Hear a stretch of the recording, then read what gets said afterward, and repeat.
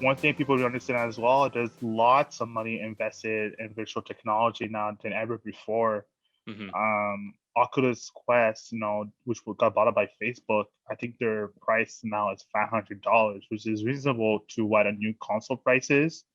I predict in the next couple of years, those prices going to be to 300 to 200, and in which people can actually start getting their hands on VR technology. So quite exciting times. I don't think people quite understand the big impact that's gonna happen, but it's there. Like people are already selling their art digitally and making good No, it's money true. off it. Yeah. So, They're so not even what? selling the original canvas, like the original piece of work. Well, like that's the thing with with digital art. There's no original, right? Because we're copying the media file, right? Right, right. Yeah. What makes it authentic?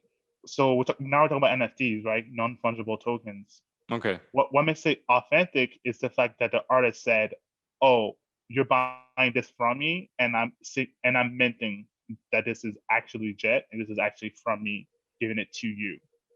Right. You can always copy the media file. That's not the issue. What's the issue is that the artist saying that, "Oh, I actually made this, and I'm actually giving it to this person." That's what the real So value is. so NFT, for those that don't know, I believe it's basically a concept where the artist has a copyright on that original expression of art, whether it's digital, whether it's a jingle they made, or like a YouTube video. Hmm. Because other people use it, it's been common where other people might snatch it, and because they don't have the proper legalities, um, they can't defend themselves. Is No, that it's a way to protect so artists? So NFTs is built on a blockchain, So Okay. what NFT basically does, it creates a really unique identifier and puts it on a ledger that this piece of art is on this identifier on this ledger Hmm. made by this artist. Right. And if the artist decides to sell it, they can sell it either using Ethereum or other type of cryptocurrency. But right now it's Ethereum. And if they do sell it to, let's say, to myself, like I'm buying, for instance, Grumpy Cat was an NFT, was an art piece that was being sold. I think it got sold for $55,000, the original Grumpy Cat photo. So if I bought it and I decide to resell it, the Grumpy Cat creator would make a bit of money as well when I sold it. I think their loyalty is like 0.001 of the next resale value. So it's actually pretty good.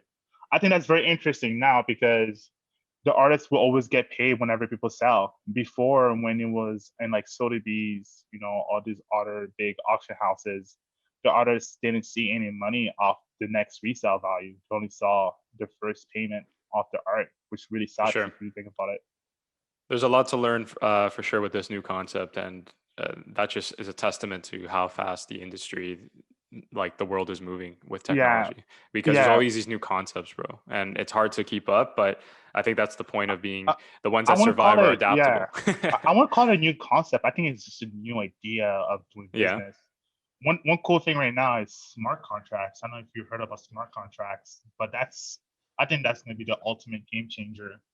Talk us And tell us about that. What do you mean so by smart smart contracts? contract is also built on a blockchain. So let's say, for instance, I'm flying with Air Canada, and when I buy my ticket, I have to there's a terms and conditions, right? And I see the term conditions with Air Canada is that like if the plane is delayed for at least 2 hours, I get a refund right away. Hmm. So I made the purchase through Air Canada. It's through a smart contract, so it's on a blockchain. In the terms and conditions are in the blockchain. It's only active when my flights get delayed, and the blockchain is linked to the Air Canada database. So when I Hmm. go to the airport, I do the TFSA, I do all on the TFSA, I do the check and stuff, and I see on the screen that the flight is delayed for 2+ hours. I Yeah. get my money right away without even going to the front desk. Right? Really? It's already Like automated. already taken care of. You don't have to worry about it. You don't have to Or like worry about it, right? Amazon, where you just press refund and they take care of it. Like you don't even have to speak to an agent.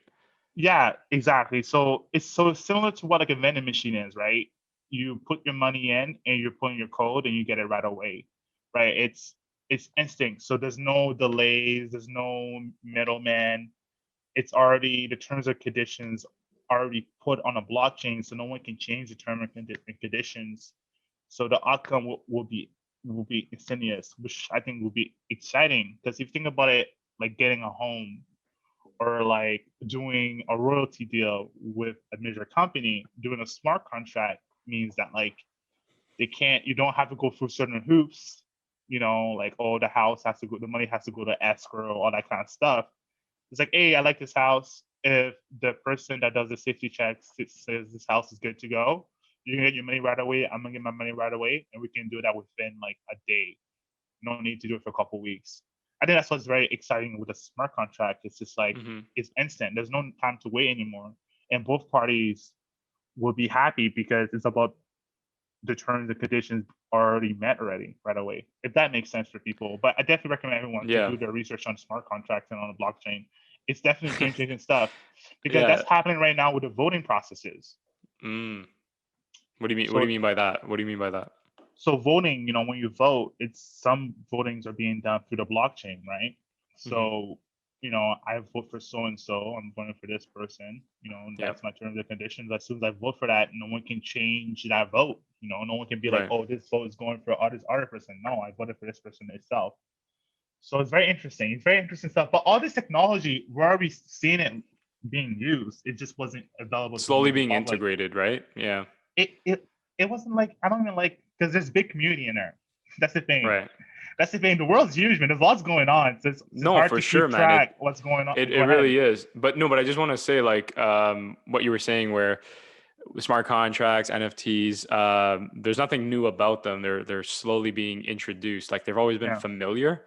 They're just slowly being integrated into, The major. our society, our economy, things like that. Like an example, what I remember from the Joe Rogan podcast, he was explaining how, cell phones have become, like, we become cyborgs in a way because we're very dependent on these machines to keep Mhm. us functioning, keep us organized, keep us up to date, in touch with people that we care about. And it's not far from the truth. You know, that concept where Elon Musk is saying, like, putting a chip in the brain or Mhm. in your skin tissue, right? He's arguing, saying, it won't be that difficult to integrate it into society because we're already dependent with our devices. And if this chip can even can exponentially make our lives better, you'll see the people in numbers and droves line up. Yeah. So, and that's because of years of being introduced, slowly being familiar with that idea, that dependency of technology. And, like, for me, I don't know what I'd do if my phone was, like, turned off. I have all Mhm. my contacts in there. I couldn't even set up this meeting because, Mhm. I have your cell phone, I have your email. And I think it's very important that people realize what's on the horizon, and Mhm. that it's okay if things are happening too fast, because that's the whole point. Is that Mhm. it's going to be like that with the advancements that we have in technology.